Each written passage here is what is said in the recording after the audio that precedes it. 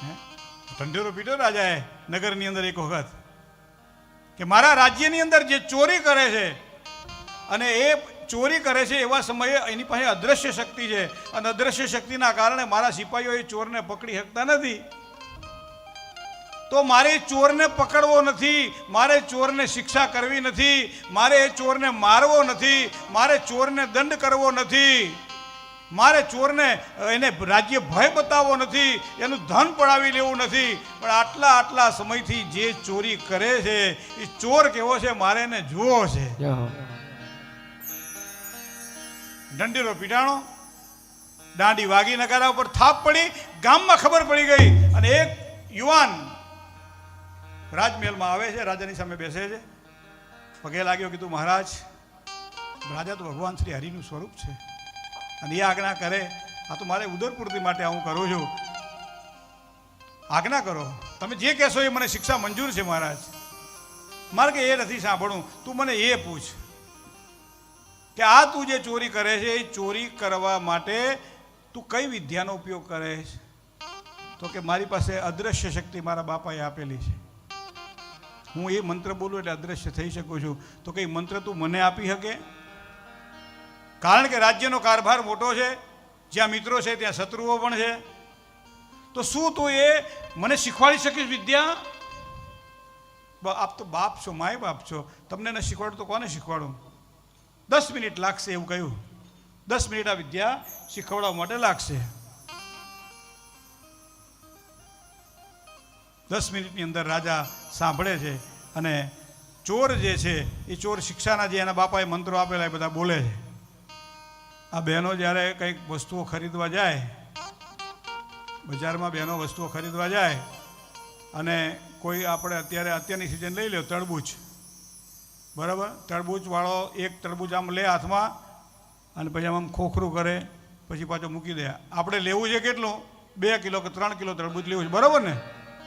વધારે લેવું નથી. ભાઈ આમાં આપણે શું કહીએ, આમાંથી સારું તરબૂચ હોય તો મને આપ. એટલે એક તરબૂચ હાથમાં લે, આમ કરે પાછું મૂકી દે, બીજું પાછું તરબૂચ લે, આમ હાથમાં કરે પાછું મૂકી દે, ત્રીજું તરબૂચ લે, આમ કરે કે આ બરોબર છે.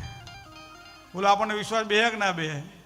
હે, એ 2.5 કિલો 3 કિલોનો તરબૂચ 5 કિલો ચોળાતો હોય તો આપણે લઈ લેવાના. હું કામ કે આ કહે છે તરબૂચ સારું છે.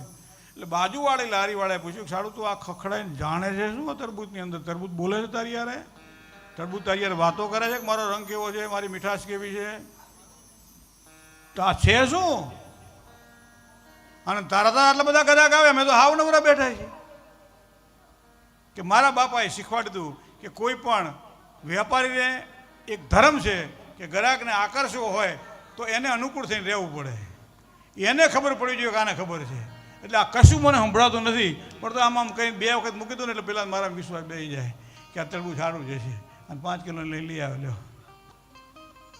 1-અડધો કલાક ને 1.5 કલાક થયું, ન મંત્ર રાજાને ચડ્યો, ન મંત્ર પેલો બોલી થાકી ગયો, એને કંઈ થશે ઓચિંતાની. ચોરને એમ થયું કે કંઈક લોચા છે. પછી શું થયું? પછી રાજાને કહ્યું, બાપજી, તો કે હા, મંત્ર હું બોલું છું જે મારા બાપાએ આપ્યો છે, મને મંત્ર ચડી ગયો, તમને મંત્ર ચડતો નથી, એનું કારણ શું? પછી એને યુવાને કીધું કે તમે સિંહાસનની ઉપર બેઠા છો અને હું નીચે બેઠો છું.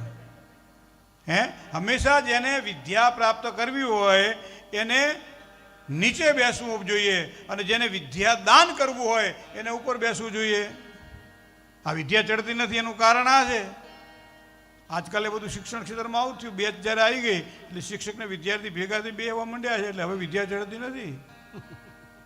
પહેલાં તો આ ચડતી હતી વિદ્યા, ફટફટ ભણે છોકરાઓ અને કંઠસ્થ કરતા હતા, મુખપાઠ કરતા હતા. હવે એવું નથી રહ્યું. હવે ગોખણિયું થઈ ગયું. શું કામ કે બે હરખા બેઠા હોય. તો હવે શું કરવું? અને પછી રાજાએ કીધું કે એક કામ કર યુવાન, તું ઉપર બેસી જા, મારા સિંહાસન ઉપર તું બેસી જા અને હું નીચે બેસું છું. મારાથી અવિવેક ન થાય બાપજી, આપ તો રાજા છો. અરે પણ હું તને કહું તને શું વાંધો છે? અને પછી રાજા નીચે બેસી ગયો અને યુવાન જ્યારે સિંહાસન પર બેઠ્યો અને યુવાને એક જ વખત મંત્રનો જાપ કરી અને રાજાને સંભળાવ્યો અને રાજાને વિદ્યા ચડી ગઈ. આ સ્થાનનું મહત્વ છે.